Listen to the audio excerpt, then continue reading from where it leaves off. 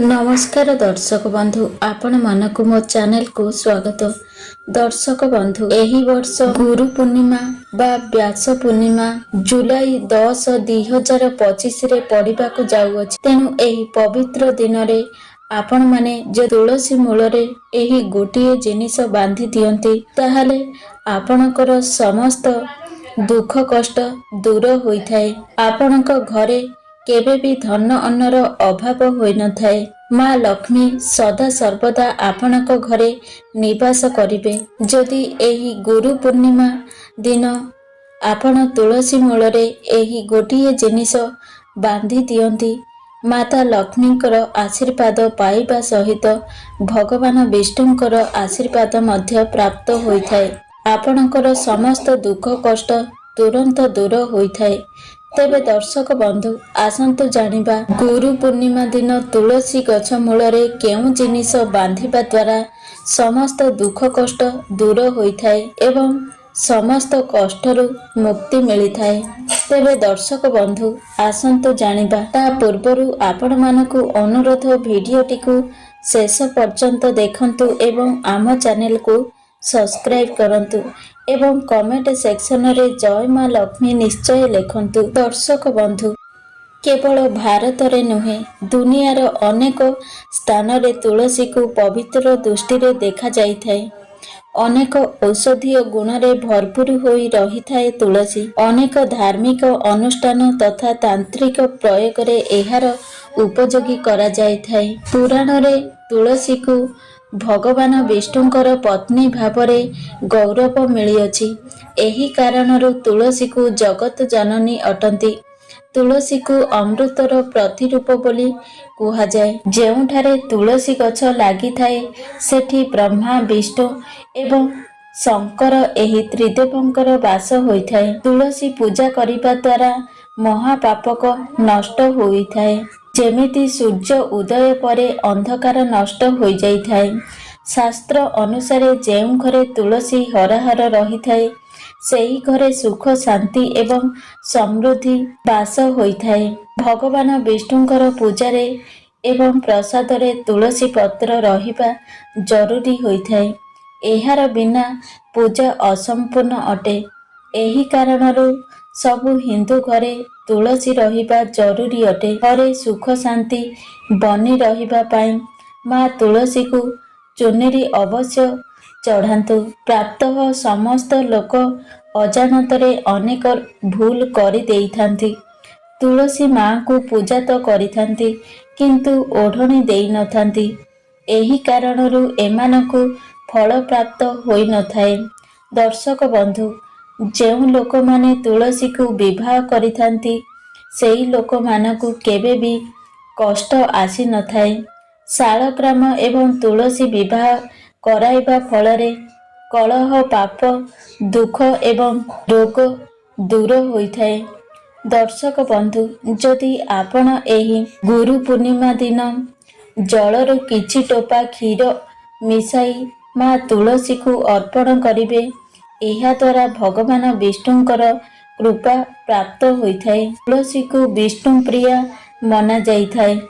सेथिपाई तुलसी रे क्षीर चढ़ाइबा माने हेला भगवान विष्णु को क्षीर अर्पण करिबा। एही उपाय द्वारा घरे सुख समृद्धि आउ धनर वर्षा होइथाए। एही उपाय को गुरुवार दिन करिबा द्वारा जातकरे बृहस्पति ग्रह मजबूत होइथाए और घरर सबु कलह दूर होई जाइथाए। एबे मु आपनकु आउ गोटिए उपाय कहिबी जाहाकु आपण गुरु पूर्णिमा दिन आपणकर सबु समस्या को दूर करि पारिबे। एही उपाय आपण गुरु पूर्णिमा दिन करि पारिबे नहले कोनोसी भी गुरुवार दिन करि पारिबे। भल दिन रे करा जाइथिबा एही महा उपाय आपणक घर धन धान्य रे भरी देव। प्रथमे सकाळु उठी स्नान करी स्वच्छ वस्त्र परिधान करंतु एवं एहा परे तुलसी गछ मूल रे गोटे नाली रंगर धागा को आपण बांधी दियंतु। तापरे आपणकु गोटिए माटी हांडी आनिबार अछि। सेथिरे आपणकु चाउल भरी करी रखिबार अछि। ଚାଉଳ ଉପରେ ସିନ୍ଦୁର 1 ଟଙ୍କା କଏନ୍ ଆଉ 3ଟି ତୁଳସୀ ପତ୍ର ପକାଇ ଦେବେ ସେଇ ମାଟି ହାଣ୍ଡିରେ। ଚୁନିରି ଘୋଡ଼ାଇ ଦେବେ।